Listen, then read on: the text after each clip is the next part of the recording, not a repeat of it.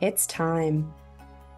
This is an offering to the land spirits, to the sacred places that have welcomed me, and it is finally time for what I've been seeing in dreams and countless downloads to come to fruition.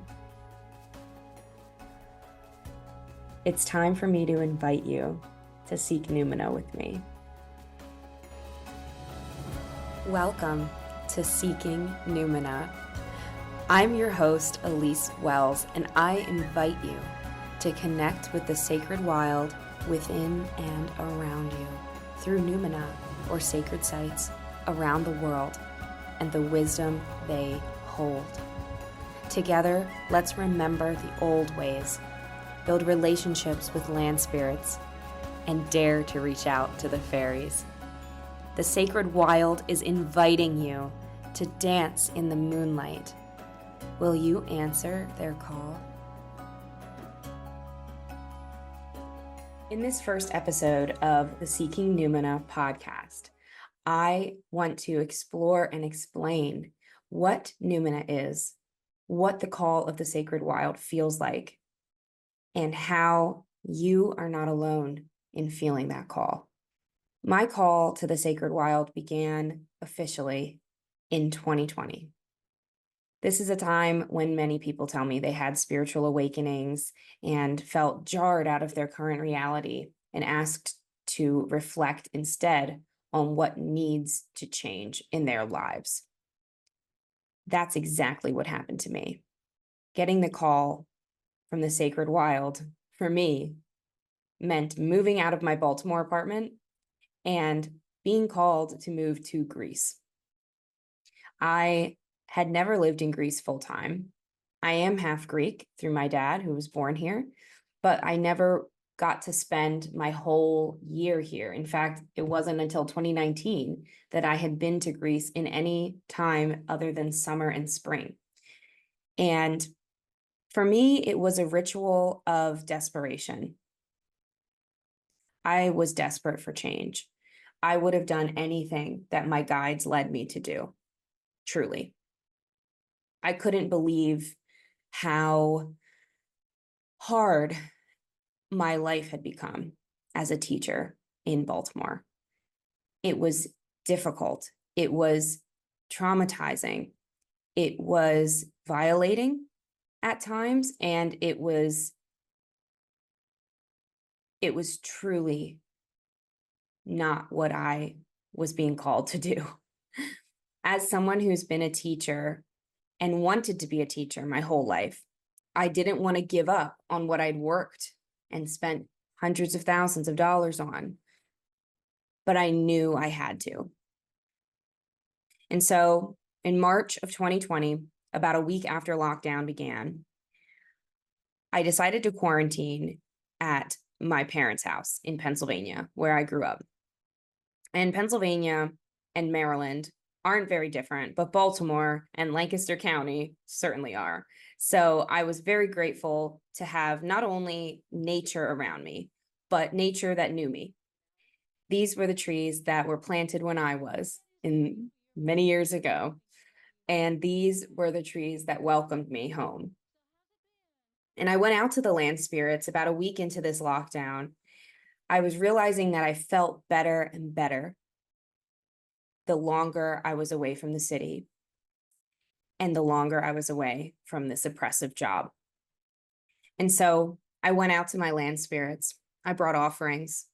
I brought ritual items that I ended up not needing. And this ritual became a plea for help. I laid it at the feet of the goddess. I said, please guide me. Tell me what I need to do, and I will do it. I will do it. I know I'm meant to teach. I know I'm meant to guide. But how and where? And I heard in my ear, as clear as if somebody was leaning over me and whispering, move to Greece. Change is the only constant in our lives. It's the only thing that moves us forward. It's the only way we can grow. And the way the pandemic thrust that upon all of us, it brought us to our knees. Maybe that was loss. In my family, I haven't talked about this before, but we lost my uncle to COVID in multiple ways. We lost my other uncle on my dad's side as well. And we also helped friends and family through their losses. I think this is an experience common to many of you. COVID brought us to our knees as a species, as a human race. It was a descent. And if we know anything about mythology, it's that we must descend if we want to rise. For many of us, on that descent, we woke up and we are still rising. In 2022, we saw another wave of awakenings as the age of Aquarius slowly breached its head. And these ages of astrological change last about 2,000 years. So the last time we experienced one of these was when the Abrahamic religions took their throne. It's time for a change.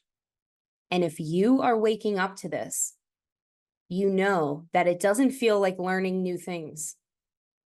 It feels like remembering. Our souls remember a time where we were free to connect with nature, where we were open to the wisdom of mystery, where we were comfortable knowing there were things not meant to be known, but also recognizing that it was through the pursuit of that unknown that we find ourselves. We are awakening as a species to the magic of nature.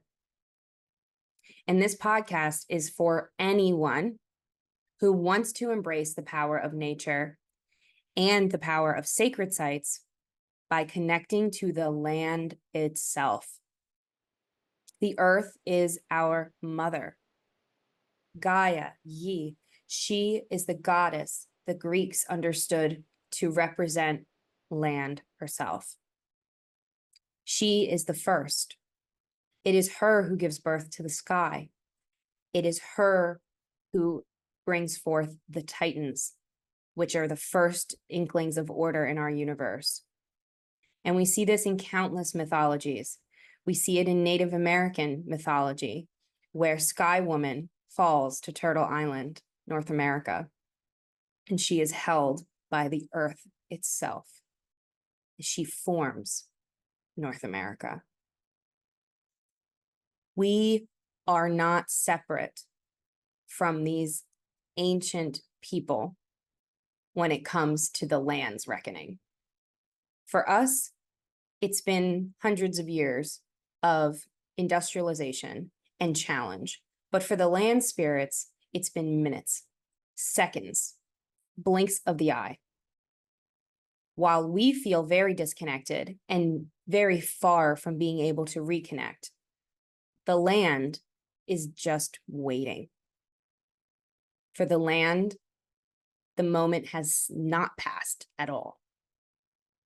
And when we adjust our perspective and recognize all the ways that we're awakening in society right now, from the pandemic to the age of Aquarius, to political uprisings and wars, and the ways that the human species is being jarred by change right now, when we awaken ourselves to recognizing that that is part of the call of the sacred wild, the call from nature to us to make changes, that is when we can recognize that we are meant to answer that call. And if you're listening and understanding where I'm going with this, if you're feeling moments of alignment and synchronicity with my story, with these periods of change we've been going through in just the past 4 years, can you believe that? It's been only 4 years since the pandemic started. It's time to answer that call. When I answered the call to move to Greece, it was a long process. That was March of 2020. I wouldn't be here until July of 2021. In those 18 months or so, I continued to teach, and I put away every penny for this move. I saved every penny. I lived like a dorm student. My husband and I also got married in 2021. In fact, we got married in Greece, where we were able to really begin our lives in sacred union with this beautiful land. And you might be wondering how he reacted to being asked to move to Greece. And in fact, after that ritual, I came inside to the house in a bit of a daze, and he was with me as well. And I said, I need to tell you about this ritual and how it went. And I thought for sure that he would, naturally, that he would say no. His job, he loved his job. It was in Towson area and in Maryland. And he also was working remote at the time. So he was, wondering what I was going to say. And when I told him that I got the call to move to Greece, his reaction was, I'm working online. I might be for a long time. So, okay, let's see if that's possible. And once we both committed to that, and this was in the same hour, I finished this ritual, I go inside, I talk to him, his reaction is good. And we start crunching the numbers. We start looking at it. We talk to my parents. I have Greek citizenship. I say, how can we get married there? Everything aligns. They find somebody here willing to help us. They find different avenues for citizenship for my husband. Everything mundane, everything in the reality world aligned for us. It did. And that's another sign that you're on the right path, that you're being called to, is when things happen in alignment so easily. The universe gives us what we need, and the universe answers our needs. And so 18 months later, we moved to Greece.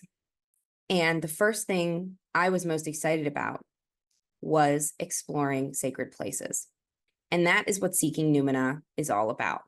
Numina is the Latin word for places of spiritual or divine power, sacred places. And it is my belief, after years of studying them, that they are within us as well. And that when we visit a sacred place, we have the ability to take that with us.